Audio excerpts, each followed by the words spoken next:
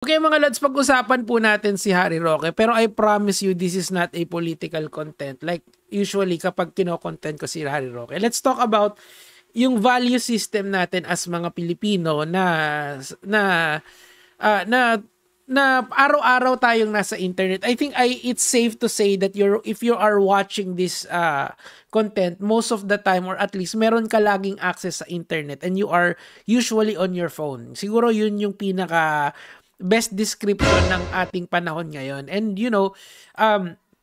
since information is all around us, it shapes our mind. Literally, quite literally, it does shapes our mind. Now, nung araw kasi, pagka meron tayong kriminal or merong tumataka sa batas, we look at it in a bad light. Kaso ngayon, it's very different. Now, before we go there, let me just tell you kung ano yung nangyari ngayong araw na to kay Harry Roque, okay?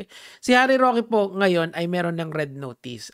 Kahapon lang or I believe wala pa yatang 24 hours, kinancel na yung passport ni Harry Roque and may red notice na rin si Harry Roque. These are already facts, okay? Nahanapan siya ng korte ng ng prima facie evidence to convict him, yung standards ngayon of reasonable certainty of conviction niya for human trafficking. Ibig sabihin, as it stands, merong kaso si Harry Roque dito.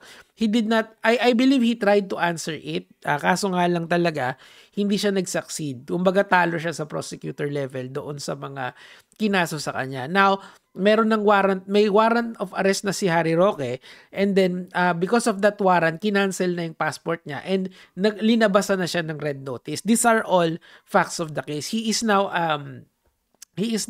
stands with criminal meron na siyang criminal charges as of the moment. Okay?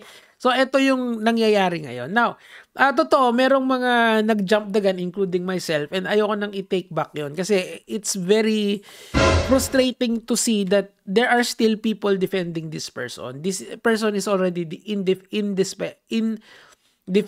And let me tell you why. Una-una, yung history niya.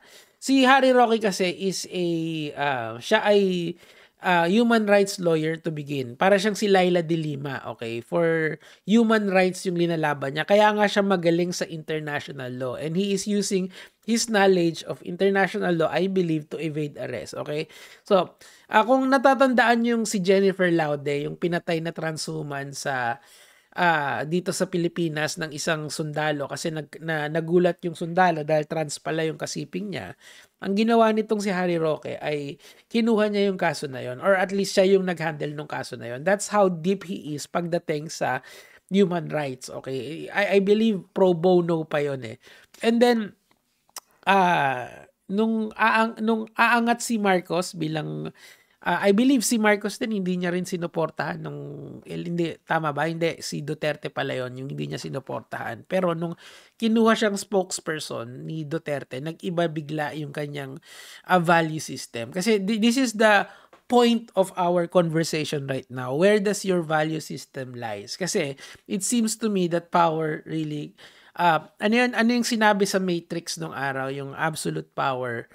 Power corrupts absolutely, di ba? Hindi, bali power corrupts, absolute power corrupts absolutely. So I believe ganun yung sa quotes nun. And unfortunately kay Harry Roque kasi, I believe na na-corrupt na siya and yung value system niya has already changed. It's already compromised to an extent na hindi na siya yung kung ano yung pinaniniwalaan niya dati, that is already thrown out of the window to the point na tinapon niya lahat yon for being a Duterte supporter. Now, let me tell you why this is very frustrating sa akin. Naiintindihan ko kung initially you were a Duterte supporter. I mean, kung ang iyong stand noon, kung kunyari nakita mo si Tatay Digong tapos na natuwa ka doon sa mga ginagawa niya, yung 'di ba ang bentahe ni Duterte nung pumasok siya sa national election scene is that he is a strong man, that he will kill the criminals, 'di ba? So yun yung benta, yun yung part na nagustuhan mo kay Duterte, and I understand you kapag yun yung bentahe mo sa kanya. Pero eto kasing si Harry Roque, yung value system niya is totally opposite to Harry Roque. Ito, Rodrigo Duterte. Gets nyo ba? Parang black and white eh. Literally black and white yan eh. Isipin nyo si Laila de Lima, bigla na lang kumampi kay kay Duterte. 'Di ba? It's such a 180 degree turn doon sa value system na inaano niya dati. My point being is that it seems to me na si Harry Roque has fallen so deep. Now, ang masakit dito kasi, there are still people defending Harry Roque because of his affiliation kay Rodrigo Duterte. This is the most incredible part nitong story na to. Kumbaga, kay Harry Roque, I have already lost all hope kay Harry Roque. Lost cause na si Harry Roque. Even yung mga kapwa niya lawyers na maalam sa batas, halimbawa yung mga dating some of his students, yung naririnig ko, or at least yung mga young lawyers like si Attorney Dino De Leon, di ba? They have already sinusuka na nila si Harry Roque. Pero there are still people supporting him. Why? There is nothing redeemable anymore kay Harry Roque. The only reason why you like Harry Roque right now is because of his affiliation kay Rodrigo Duterte. So, where does your value stands right now if that is the case? Tandaan nyo yung degree turn, yung heel turn niya, di ba? Tandaan nyo kung saan na nandoon yun.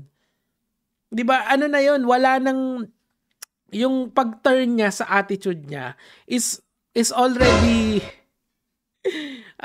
wala na, 'di ba? Binigay niya na yung kaluluwa niya kay Rodrigo Duterte. And again, you people are already defending him because of that simple affiliation na yun. Hindi, mahal ko si Tatay Digong. Gagawin ko lahat para i-defend ang mga Duterte. Even though you know that he is a fugitive of the law. Wag muna natin pag-usapan yung political stand niya. Wag yun. Kasi hindi naman yun yung issue dito eh. Yes, he is a political figure. And yes, yung foundation nito, or at least kung paano ko binring up yung mga arguments ko, is mired by politics. But this is not about politics actually. This is about how you value your, kung ano yung vina-value mo doon sa iyong, kung ano yung vina-value mo sa iyong moralidad. Is your value system based on who you like, or is your value system based on what is right? Diba? Kasi there is an objective answer to this conundrum ni Harry Roque. Merong sagot dyan. He should go home and face his charges. He is a lawyer. Okay, maintindihan ko pa kung kung eto yung sa Piston 5, yung mga nahuling matanda yung mga nahuling matanda dito sa tawag mo dito sa Piston 5, yung mga lumabag ng quarantine, maiintindihan ko pa eh. Yung survival nila is napaka gut problem. Hindi sila kakain kapag hindi sila nagtrabaho. Ito kasi uuwi ito, susuportahan to para maharap siya sa husgado, and he has the money, he has everything in his capacity as a lawyer to defend himself. Pero he is evading arrest. Literally, tinataihan niya yung justice system natin ngayon na sinusunod nating lahat ngayon. And then pupunta ka sa comment section para depensahan siya. You see how frustrating this is for me? Ako kasi binabasa ko, and of course, lagi naman akong iniinsulto ng mga DDS eh. Pero syempre, sasagutin ko yan. Wala naman akong choice eh. Kasi nga, nandito tayo sa social media, yung mga tao na yan, mga wala talagang utak yung mga yan. Pero, naiintindihan ko din yung mga trolls na bayaran. Kasi meron mga trolls talaga na pag tinignan mo yung profile picture, locked account, tapos nakikita mo na ang daming friends kaso walang laman yung yung Facebook nila. Ibig sabihin interconnected lahat sila doon sa mga content na sa mga Facebook accounts na yun. Naintindihan ko yun eh, trabaho nila yun eh. Pero ang nakaka-frustrate dito yung totoong tao na naaapektuhan nitong political climate ngayon. This guy is not a good guy. This is a bad person. This person evaded arrest. This person pillaged your country. This person is an actual intellectual, this person is an intellectual giant. Kung titignan mo, matalinong tao to. Pero ginamit niya yung talino niya sa mali.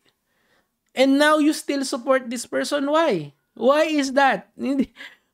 What is that telling me? Ibig lang sabihin nun, okay lang maging tarantado sa inyong tao. Okay lang maging gagawang sa inyo ang isang tao basta gusto nyo sila.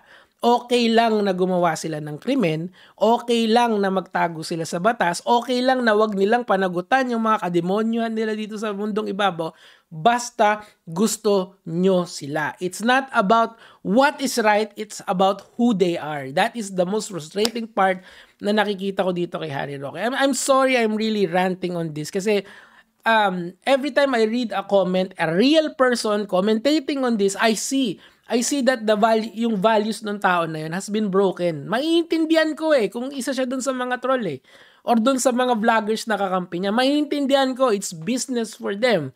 But to you who is watching this, it's not business.